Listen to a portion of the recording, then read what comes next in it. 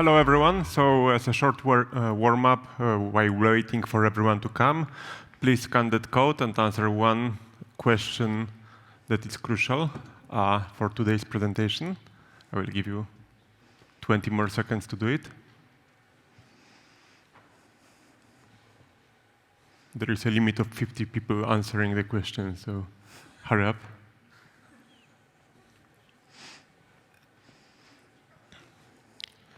And let's start. So today we'll tell you more about business best practices on Steam. So basically how to ship your game on Steam, what's relevant and what's not. And this is Agnieszka Gałecka, our storefront specialist, and I'm Piotr Bajraszewski, Director of Business Development at 11-bit Studios, from 11-bit Studios. So first question, can you buy visibility on Steam? Is it possible to get a huge track of money, go to Steam and say we want the takeover on the homepage? No, it's not possible. Sadly, it's possible on some of the other platforms, like Sony, for example, but on Steam you cannot buy anything, despite the fact that a lot of indie studios, they think it's only like the thing that we repeat to some other studios, etc., etc. Like, no, that's the myth. You cannot buy the visibility on Steam. So it's truly customer interest that drives featuring and visibility on Steam. It's all about algorithms. It's all about understanding them. It's all about using them in the correct way in order to get as much visibility as you can. So if it's only about the algorithm and only about the game being good, does it mean that the only thing you should do is just to make a good game, and we are basically irrelevant because it's all about the good game? No, of course I would say that, but yeah, no. It's not so easy, because to cite our CEO, Przemek, who is with us, I think, something that he told 4 or 5 weeks before the release of the first Frostpunk. You actually cannot see this, but that's good because it's a curse word. In English, it would be, we can fuck this up. And that's true. Like, our duty as a business development, marketing, community, and PR is basically to make sure that the good game that the developers are doing is getting as much visibility as it's possible, to secure the best price, the best visibility, the best release window, the best post-launch support, etc., etc. So our duty, our job is basically to not fuck this up and to make the best job possible. And what the job is, sadly I won't go through everything because the lecture would have to take 15 hours, 20 hours, something like that. But I will just briefly go through the pre-release activity that business development has to perform and marketing has to perform. Or if you're indie developer, you have to perform, or your publisher have to perform before the releasing of the game. Standard ones are searching for a publisher. That's pretty crucial because, of course, you can go self-publish. But as I'm always repeating, you shouldn't go self-publish because you couldn't find a publisher.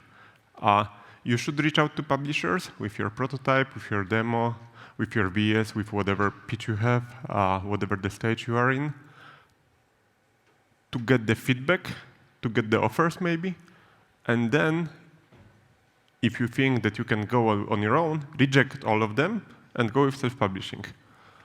Do not say it to our publishing team, they would kill me. But yeah, that's basically it. But the thing is that you should always go with without publisher, not because all publishers rejected you. If you are getting negative feedback from everyone around you, that is probably a clue that maybe you should rework something or change something in your project. So searching for a publisher is always a good thing to do. Reaching out to third parties, that's not so easy for everyone because nobody have a contact, but yes, release to Sony, reach out to Sony, reach out to Microsoft, reach out to Nintendo, reach out to Steam before you release to see if there is maybe some magic there to make things like, for example, is traded or Fall Guys. Any game that was on day one in big deals with Sony or day one on Game Pass. So that's the like standard business activities to do before the launch. Then we have standard marketing activities, social media, digital events, trailers, all of that. Streamers, media, reach out whenever you can, Reddit, Twitter, YouTube, 4chan, whatever you like. Make a demo, go to NextFest, like everything that's so commonly discussed, also in various panels. Sadly, I know the panel about marketing is now happening by Piotr, so sorry about that. But yeah, the standard marketing things. Cross-promotion to your previous games. And everything that I'm saying today, it also depends on the size that you are in. There are no like universal truth for all of the games because, for example, cross-promotion to previous game is crucial if you had the previous game. Like if you are small indie studio and you're starting, my advice, to cross-promote with your previous game that sold hundreds of thousands of units is not very useful. So sorry for that. I'm trying to be universal here for everyone. But join festivals, make the Steam community. Steam community group is very important prior to the launch because those people that are there are your like day one buyers that will promote your game. But finally, we came to the last point that we'll be talking a lot about today, and that's launching your store page. When you should start your Steam store page? In my opinion, as soon as possible, as soon as you're ready. Basically, if you're having paper prototype, maybe not yet, but as soon as you're ready to show your games to the public, as soon as you are doing any marketing bit. If you are even posting a small GIF on Reddit, in my opinion, you should already have the store page, because if that GIF or GIF, yeah, never mind, GIF in Polish. If it will be very big, you should have the store page ready for the traffic coming in. Why? Because wishlists are important. Here's small comment on the side that there is no such a thing, another myth buster today. There is not such a thing as an old wishlist that do not perform. We actually checked it with Frostpunk 2. We made analysis of the cohorts based month by month, comparing wish lists from each month from the whole history of Frostpunk 2. And the oldest wish lists were the one that were performing the best. So actually, yeah, the wish lists are like wine, apparently. So as soon as possible, as soon as you're ready to gather wish list, once again, another discussion about wish list, another topic because there is a lot of discussion how much actually it matters to have high wish lists.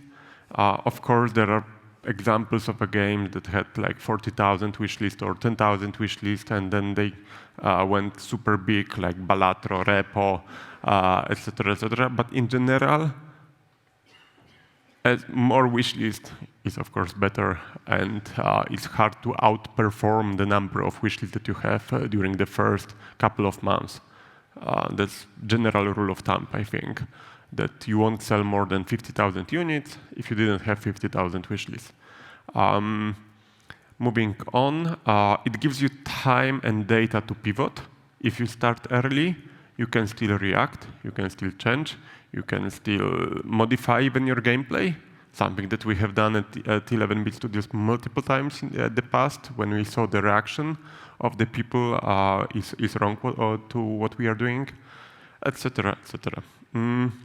It puts you on the radar of publishers. There is Balatro card here added, because I love that example, and I was so afraid that I will forget about it. The play stack, so the publishers of Balatro, they are actually going through all the store pages going live on the daily basis. They said that's how they found Balatro. That's pretty crazy, because that's like, I don't know, 100 games per day, 50 games per day, or something like that. But yeah, actually publishers actively are browsing through Steam, browsing through genres that they want to publish, etc.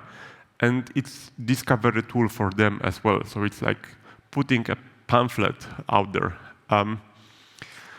And you can join various festivals, various publisher sales, various things like Day Appreciation, Earth Appreciations Day, things like that, and all of that gives you visibility, visibility, visibility. And so it's important, and optimizing matters, because it's really a lot of eyeballs. It's really a lot of visibility coming to your store pages. Coming back to the survey that you have made, please work. Oh yeah, okay. We have the results. Let me answer and see if the results will be view the results. Yeah, okay. So the correct answer we have here, it was 4.4 billion impressions. And some of you got it right. Sadly, the result is not as good, but yeah. It seems like that most of you were in the first 25% of the answer, so until 2 billion of people, something like that, which is half of what we actually had. Because until today, Frostpunk header, Frostpunk vertical capsule, all the clickable store capsules, how it's called, were displayed on Steam 4.5 billion times. That's half of the population of the Earth. So that's really a lot of people watching your store pages. And it all matters, because what we observed back in the past, I think the screenshot is from 2 years ago from our publisher page. We saw that obviously different games got different click-through rates, despite the fact that they are presented at the same place. That's obvious, and that's everyone, whoever was involved in any way, in any e-commerce, etc., that's obvious that one product clicks more than the other. But once you have in mind that 4.5 billion times, even 2% from that is pretty crazy. And imagine how happy you would be if you would get the Twitter post or Reddit post that got 50,000 or 100,000 views. That's something that sometimes you chase for weeks, months, to make that one post that will go viral, and then you're very happy. And at the same time, on Steam, you could get on one seasonal sale, you could get 500,000, 1 million views. So that's why you should focus on your Steam presence. Here we have a very important and interesting example. 4 games south of the circle. The game that we have published 3 years ago. Almost 4. Okay, almost 4. Thank you very much. The Alters, coming in a month, not stressed at all. Frostpunk 2 and The Invincible. And the whole landing page had around 2 million views. And then the click-through rates, so how many people actually clicked on the header, varies pretty significantly, because there's less than 1% people that clicked on the south of the circle. At the same time, 3.5% of people clicked on The Invincible. it's important because here we had the isolated environment of our landing page, but those people made the decision to click one game or another based on the header, 4 screenshots, micro trailer, and 1 sentence of the description. And that was enough to have like 4 times more people coming to Invincible than South of the Circle. And here, very important note, you shouldn't oversell on your product page. Like, for example, with South of the Circle, seeing that, we should, in theory, add, I don't know, action paste to the description, or a tag about it being, I don't know, city builder.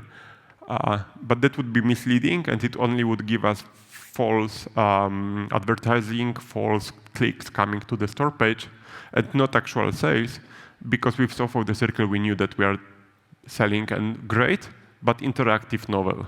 So there is like limited crowd for the interactive novel, and that's pretty important to understand, like which niche you are targeting, and you should target that niche. That niche should be the people that you want to reach and grab for your store page.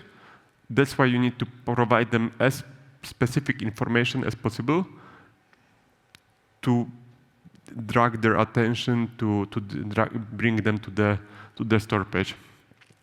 And here we have the old capsule of the alters and the old one of Frostpunk 2. And among others, based on those numbers, we have decided to change it. We made it bigger. No, that's just bigger resolution, of course. But it's pinkier. It's more less cluttered. It gives you more information about the game. It showcases more about the difference between all the yans, because now you can actually see them. With the Frostpunk 2, of course, the left one was the placeholder, and here we have the proper art. But once we changed that, we actually saw the increase of the CTRs.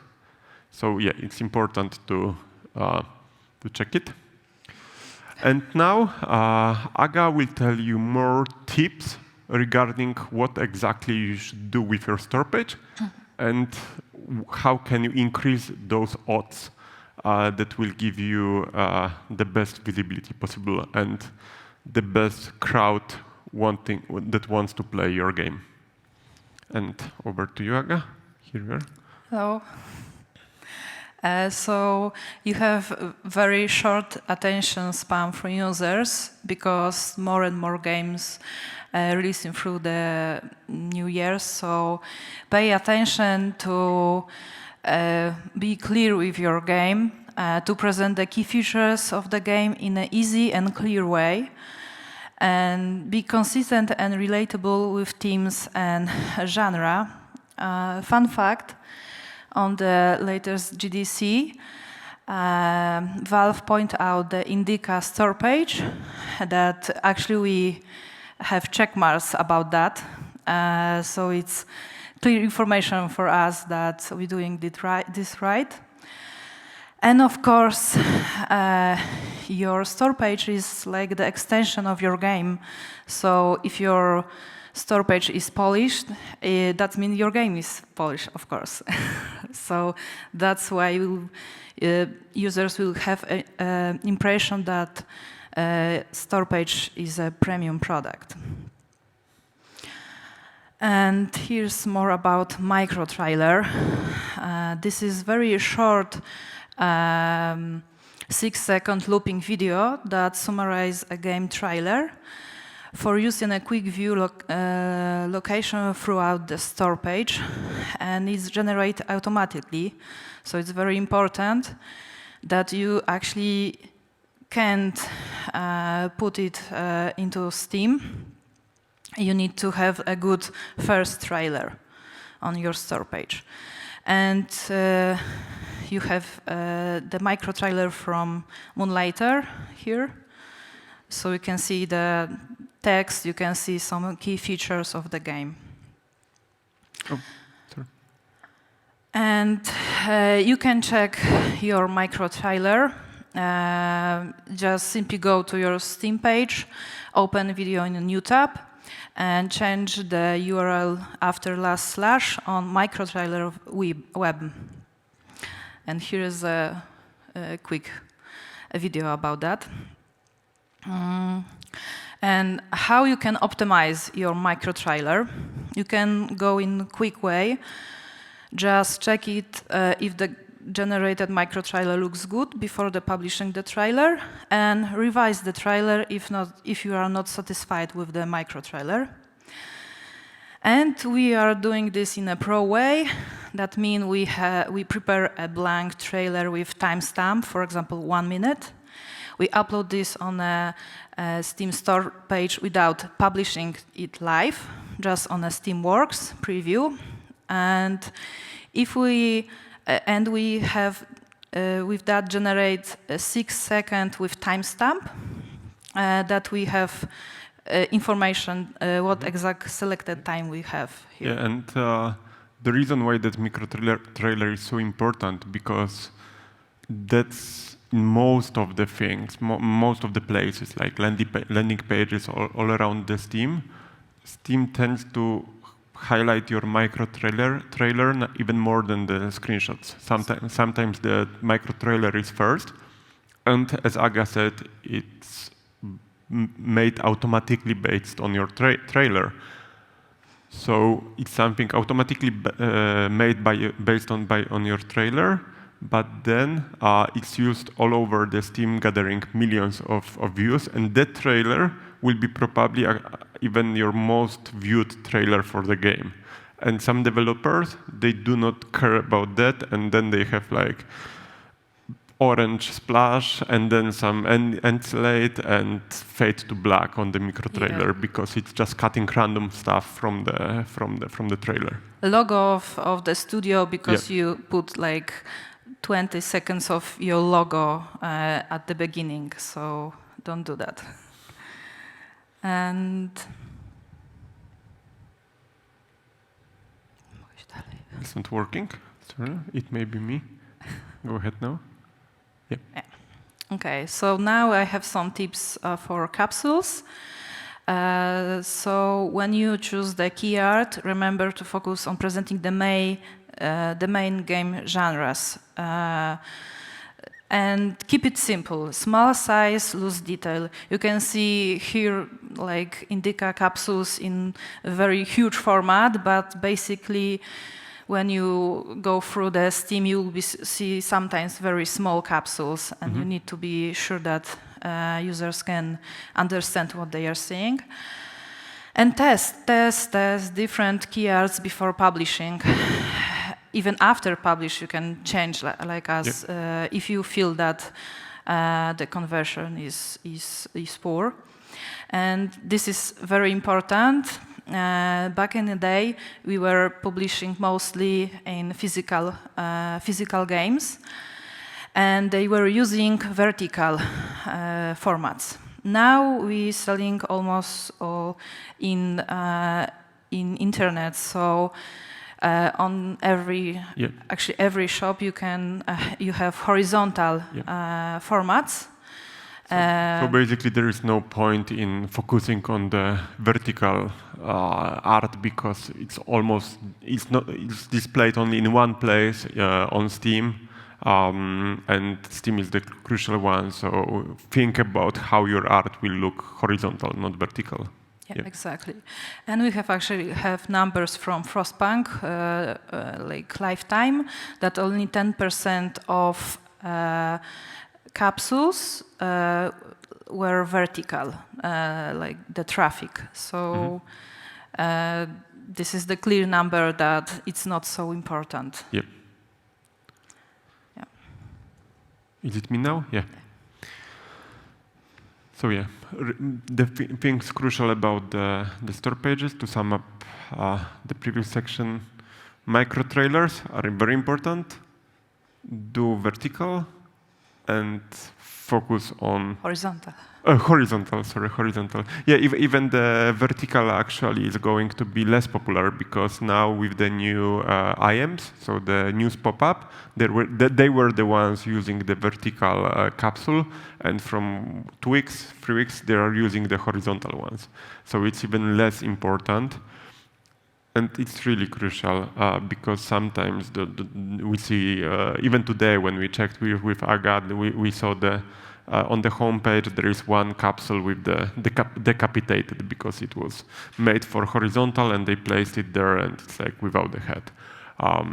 So yeah, and once again, not so important in theory, but multiply all of that by 3.5 billion views and it's actually getting very important. So now about discounting.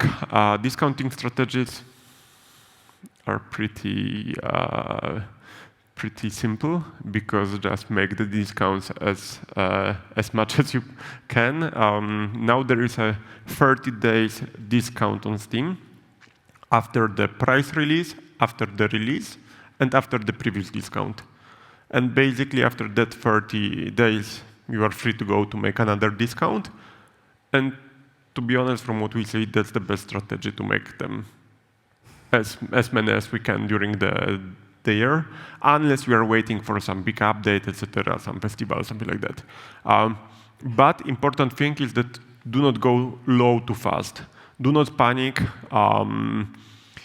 Do not do the Battlefield 5 that was minus 50% after 1 month from release.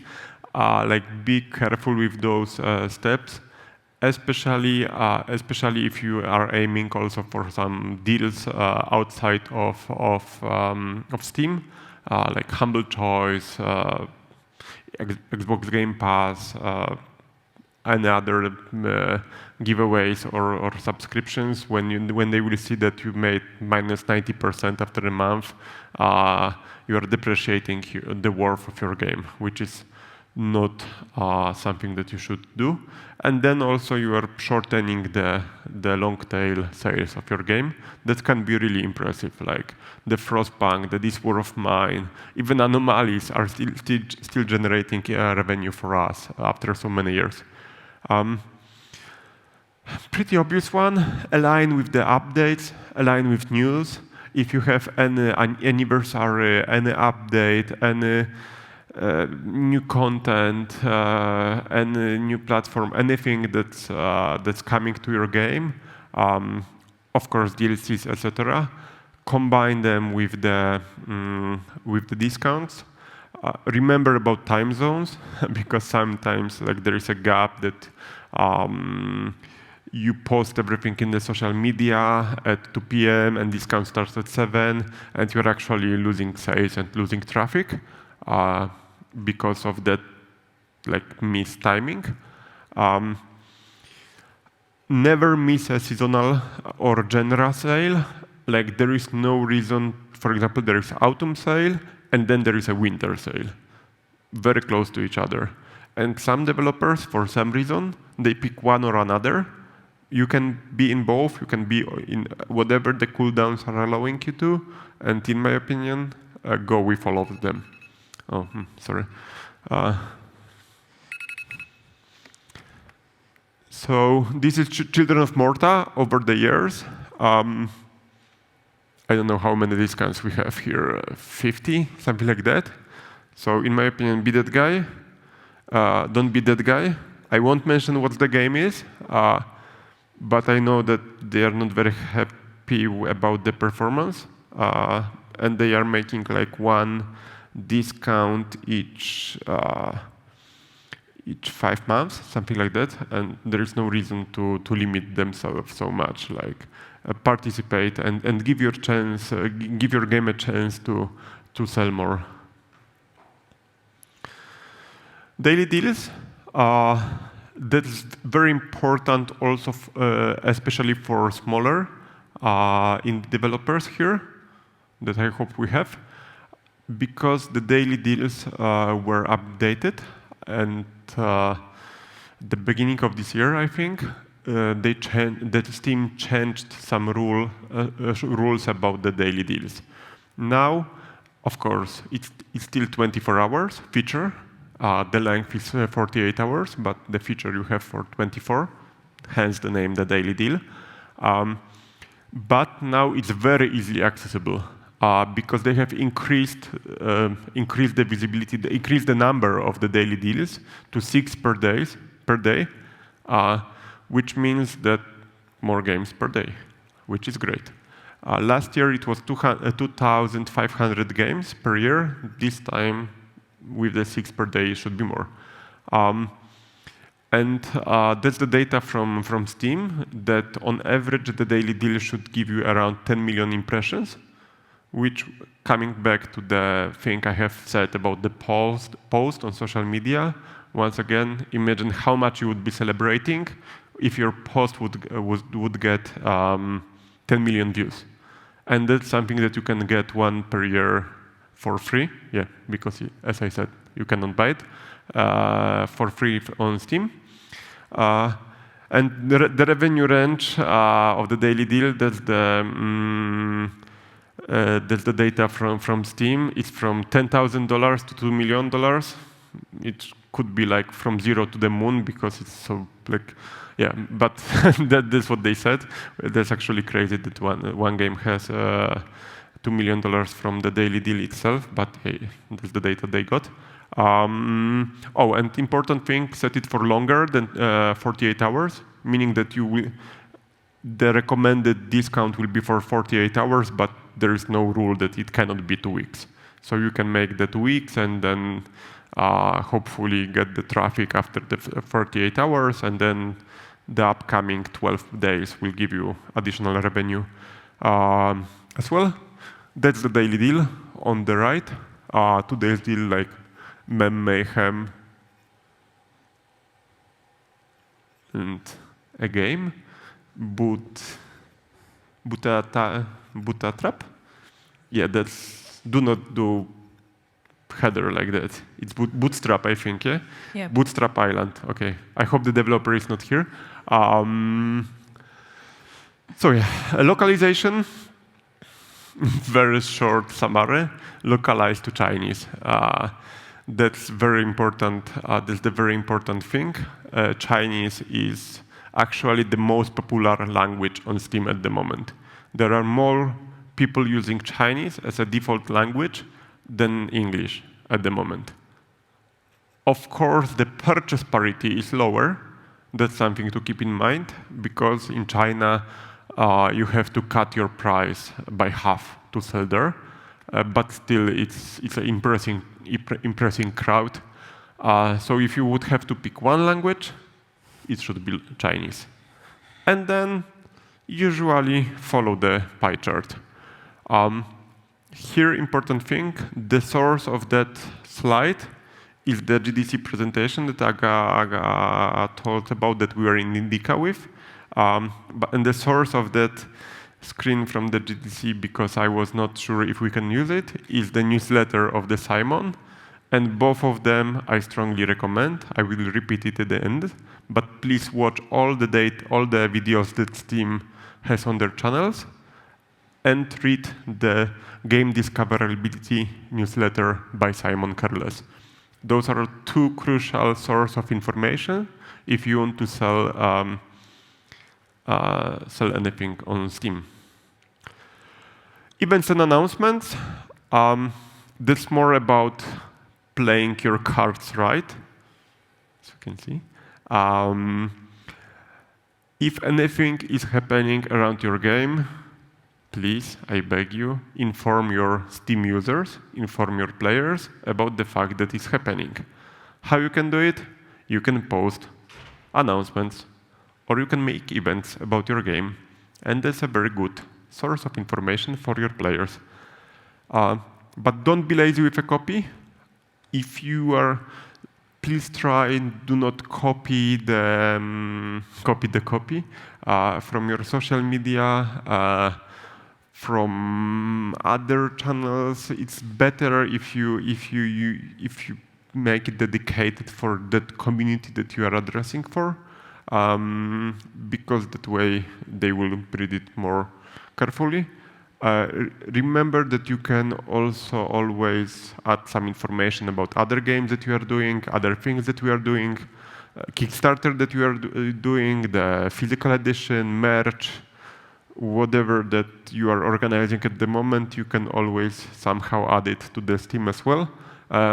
Especially if you add it to the really actually important and relevant information to the players on Steam. Not to recommend our own, you can check how Slay the Spire is doing that, because they are doing it in a very good way, in my opinion. So go to Slay the Spire and see what they are doing. They are doing it in a very good way, in my opinion. Use visibility rounds. If you have never been in the backend of Steam, there is something called visibility round, and once you get the event or news or announcement live on Steam, you can go to the backend, and 5 times per game you can boost the visibility of that, and then it will reach more players. It's actually called visibility round, and you are just launching it. It's very important because once you have to do it, I think 30 days after the announcement was live. So if you missed it, it's a missed opportunity. And if your game gets bigger, you actually earn more visibility rounds. So it can be 7, 8, 9, 10, etc. Align updates with discounts. Once again, circling back to what I just told, discounts, Kickstarters, merchandise, retail, board game, your, I don't know, birthday, whatever you can pack together with the discount, pack together with the event or announcement, and that way it can help each other out. Adapt to your game USPs with the whole communication. That's the last slide, and now I will say that everything that I told and Aga told, it all depends, because it does. Like all the rules about the capsules, for example, and usually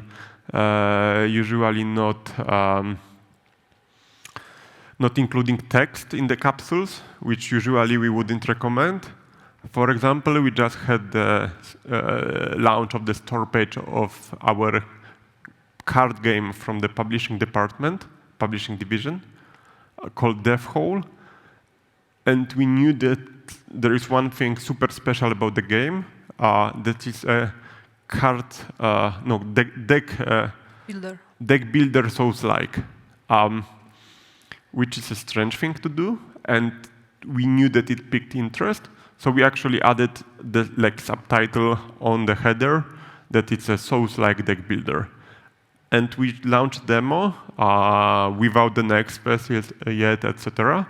And it worked very well so far because people were intrigued by that Souls-like deck builder subtitle. So sometimes you have to adapt. Like with Indica that we presented, we had a crazy game. It was hard to describe it because we couldn't just write, it's a really good game with a super good narrative, like never you have played in your life, just go and buy it. We had to be a little bit more subtle about that, but that's what we were trying to do, like with the whole description, the art being different and crazy with those nuns that you saw. If it fits your games, go with it and see if it works, and if not, try to iterate. So what we have on the right here are the places when your announcements and news are actually shown on Steam, like in library, on the store page. So that's why it's important to place those announcements there, because it should be like another social media to you, basically. It's not working. Yeah. Thank you very much. As I said, go and watch everything that's on Steam YouTube. They are posting really good stuff that has very limited views for some reason, and it's really worth the watch. And treat the Game Discover Co. and keeps fingers crossed about the alters coming next month. And that's it. Thank you very much. Thank you, Aga. Huge thanks to Piotr and Agnieszka for this wonderful talk. We still have some time for questions. This section here. So if you have any questions, please come to the microphone in front of the front row and ask them. In the meantime, no questions? You can scan the QR code and leave us your feedback about this lecture.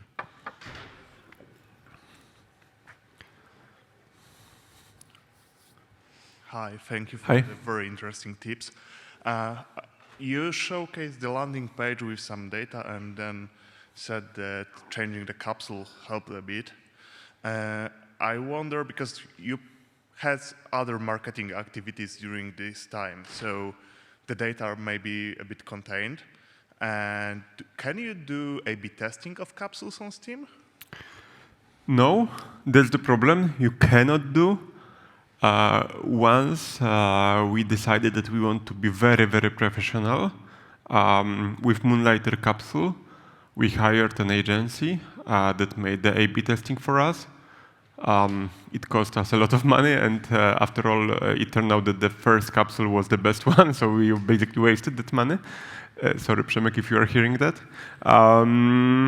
But no, sadly, there is no A/B testing on Steam.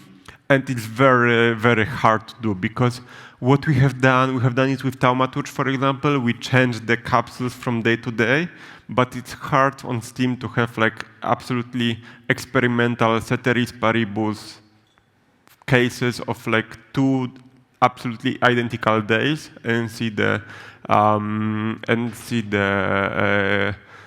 click-through rate. So no A/B testing. It's very hard, and at some point it's going sadly to your guts, not exactly specific data. However, sometimes there are things that you can compare, like I said, when you have your landing page and you see the click-through rates on that, you can iterate during the days, etc., etc. So, but no feature per se. Basically assume that if the click-through rate is going up after the capsule change is because of the capsule change and not other. Yes, exactly. If nothing else changed, it should be dead. But it's always a philosophical question, because there is one problem. In theory, you should add to wishlist, for example, without clicking through. Yeah. So you could argue that the new capsule is worse because someone had to go through the store page to wishlist. But yeah, usually better CTR is better capsule. Okay, thank you. Oh, and we are actually using there is like, what's the name of the tool? Can we share? The AI tool? Eye-catching. Eye-catching, yeah. Yes. There is one tool that like pretend to be the users, and then it make a heat map of like, is your capsule attractive enough comparing to the other. But it's from AI, so it's not like. And it's somehow limited because it tells you that you should have like brighter capsules usually, but that's also not such a bad tip. Mm-hmm. Any more questions? Don't be shy. Hello. I have a question from the perspective of a very small dev and in an environment of a lot of smaller devs. Are there tools on Steam, for example, to band together and maybe make bundles? Do you think that would be appropriate and good for the promotion of a game from an independent developer? Yes, after the release or before? Either, actually. Okay. I'm sure about either. Okay, I just realized that it was a tricky question, not on purpose, because you cannot do it before the release. After the release, yes. There is even fixation in Poland to make actually bundle with everyone, and some companies, they have like 25 bundles with everyone. I wouldn't go that crazy, but actually bundles, they work. It was proven on the market for years now that there is a humble bundle that basically if you bundle together and lower the price, it works. So yes, bundling with the games like yours is always give you a purpose to for them to make a shout out of social media. It's making it more attractive. It's putting the spotlight of your game. In general, it's a good idea. The same way as any cross promotion, it's a good idea. Cross DLCs, etc., etc. It's actually working. The bundles, they work the best if they're a part of some event, for example. What's your game about? It's vampires, like for aimed at children. Okay. Very cutesy. So if there would be a wholesome festival on Steam, for example, first of all, sign there. Second of all, you can then make a bundle for that festival, for the time of that festival, because there would be increased traffic. And that way, it should boost your sales. Okay. Thank you very much. Thank you.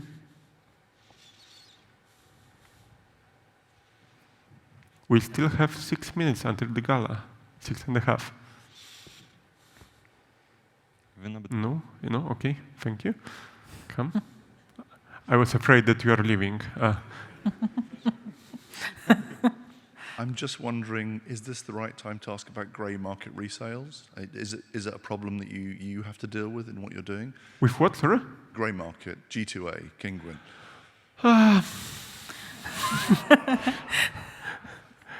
My favorite topic. Sorry. Okay, first of all, even on the gray market, those keys are from somewhere. They are not. Okay, some of them sometimes may be stolen, and that's a problem. Like there was a whole fraud of like people stealing the credit cards, buying game keys, etc., etc. But that's not such a big percentage problem as now.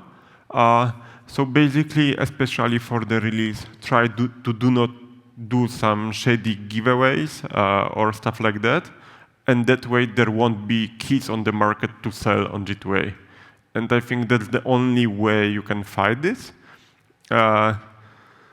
Because the game key is a product in European Union, and you cannot forbid anyone to sell it.